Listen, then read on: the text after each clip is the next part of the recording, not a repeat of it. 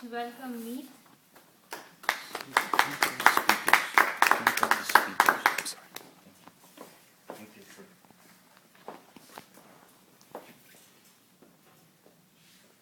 Missiles of October.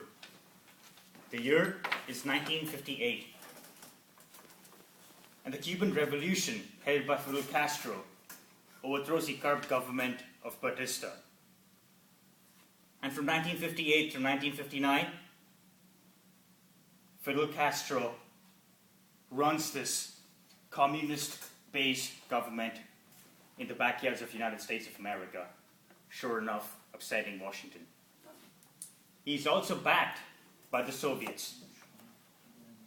And in response to this Soviet-led government evolving in Cuba, then the President of the United States of America, Eisenhower, approves a CIA-backed plan to train a force that consisted of ex-Cubans that were anti-Castro regime. But this is also the time when Eisenhower walks out of office and John F. Kennedy walks into the office. And John F. Kennedy decides to go ahead with Eisenhower's plans. And he also decides that the US involvement in overthrowing the Cuban regime is going to be minimal. So now we're talking about the year 1961, and the month is January. Just 4 months out into the presidency of John F. Kennedy, he faces his first major crisis.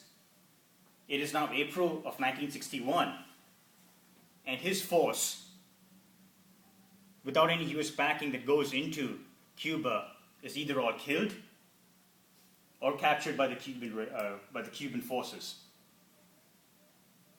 And that was a black eye to the image of the United States of America. John F. Kennedy assumes the full responsibility of the disaster. But this also makes the USSR believe that John F. Kennedy, is very naive, very weak, and somebody who also can be very easily bullied.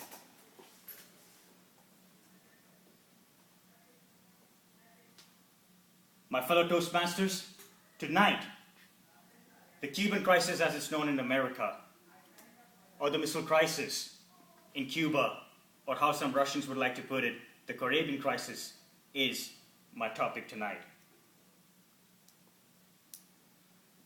After the first failed attempt by the United States, which was known as the Bay of Pigs, to overthrow the Cuban regime, the United States tries another attempt. This time it gives it the name Operation Mongoose, which again is an unsuccessful attempt. Now, with 2 unsuccessful attempts, the USSR is desperate to reply back to the United States of America. The USSR is watching that the United States of America is developing 2 missile bases, the Thor missile base in the UK and the Jupiter in Turkey and Italy. It wants to respond badly. It joins hands with Cuba and starts developing its own missile bases in Cuba.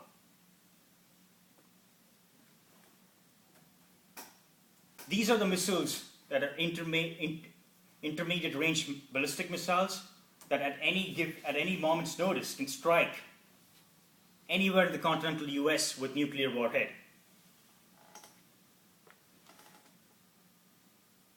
And now we are talking about the time frame between April of 1961 and September of 1961. After the 2 unsuccessful attempts by the United States of America, there were 2 more minor injuries or insult to injuries. 2 of the United States reconnaissance missions backed by the CIA went wrong, and they were uncovered by communist parties like China.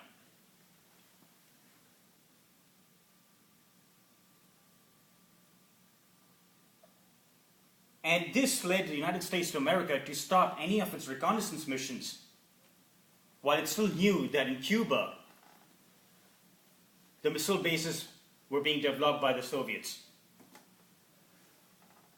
But finally, on August 30th, 1961, the US Navy discovers two bombers being shipped to Cuba on the USSR ships. And now it decides, instead of going ahead with a CIA-backed reconnaissance mission, it will go ahead with the US Air Force-backed reconnaissance mission to take some pictures over Cuba. The cover-up story, if something goes bad this time, can be much more easier than when it is with the CIA-backed reconnaissance mission. On October 14th, 1961, the reconnaissance missions come back with some beautiful pictures that very clearly show that there were missiles in Cuba. October 16th, 1961 is when John F. Kennedy is informed about the tense situation in Cuba. He has 6 possible responses now. No action. Persuade Cuba about the disasters that it can be facing.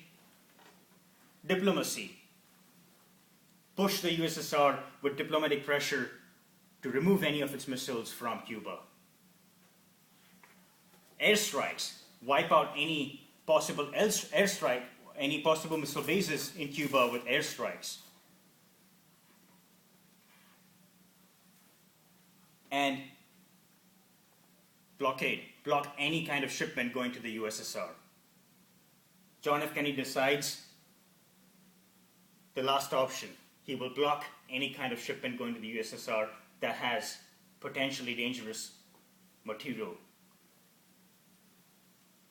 The next 13 days were absolutely tensed, but John F. Kennedy sticks to his plan, which is blockade.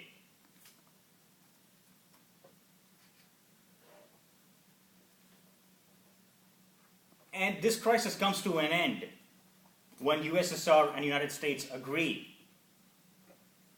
that United States of America will publicly announce it will never invade Cuba. And in that response, USSR would take back its missiles from Cuba. But also, United States, in a span of over a year from September of 1961, will remove its missile bases from UK and Turkey specifically. Thank you, my fellow Toastmasters.